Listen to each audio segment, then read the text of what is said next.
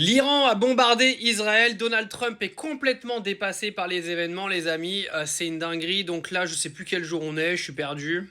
Ouais, on est le lundi 8 juin. Donc l'Iran a donc stoppé le cessez-le-feu qui apparemment durait depuis plus de 100 jours. Un cessez-le-feu complètement bidon qui a été instauré maintenant depuis un petit moment. En prenant la décision de bombarder Israël.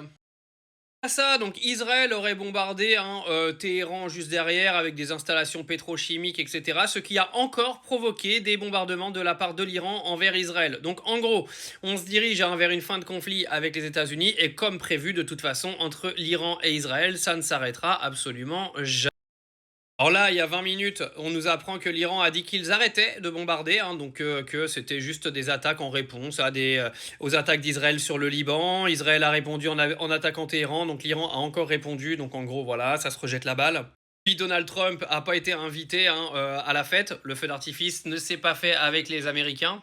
Pendant ce temps-là, Donald Trump était en train d'insulter une journaliste aux États-Unis en perdant son sang-froid total quand Madame l'a remis devant ses contradictions. On voit que Donald Trump est très tendu et on sait pourquoi. Comme il trouve aucune issue dans ce conflit, on sent qu'il est de plus en plus stressé, le gars, quand même. Qu'à la veille, encore une fois, des attaques de l'Iran envers Israël et de la réponse israélienne, Donald Trump avait annoncé qu'un accord allait être signé soit aujourd'hui, soit demain, soit mercredi.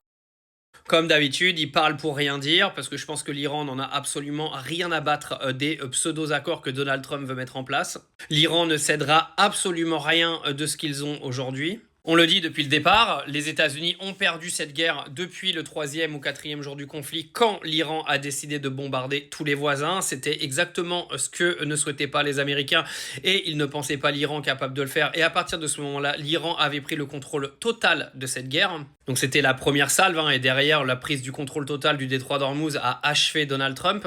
Ce qui est hallucinant dans cette histoire, c'est également la non-anticipation des États-Unis sur ce qu'était capable de faire l'Iran, parce que vous savez que quand vous avez des attaques comme ont fait les États-Unis sur l'Iran, normalement ils calculent un petit peu les risques et ils se disent qu'il y a un potentiel risque d'escalade, mais que le pays qui va être attaqué ne prendra pas le risque parce que ça lui coûterait de trop. Sauf que l'Iran, on a vu, n'a absolument rien à perdre et n'en a rien à battre de ses voisins ni de personne.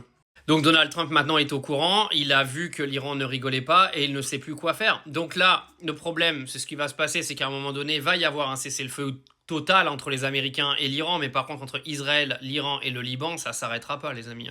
Comme ça, depuis la nuit des temps, ça fait maintenant près de 2 ans qu'ils n'arrêtent pas de se foutre sur la gueule sur des périodes espacées, et ça changera pas demain. Ça changera pas parce que Israël, de toute façon, ne peut pas vivre sans guerre, c'est un pays qui vit sur la guerre et qui s'en réjouit. Comme l'Iran, ça les dérange pas spécialement de se fight avec Israël toute l'année, on sait très bien que ce conflit-là, de toute façon, ne pourra jamais s'arrêter. Faut être lucide du monde qui nous entoure.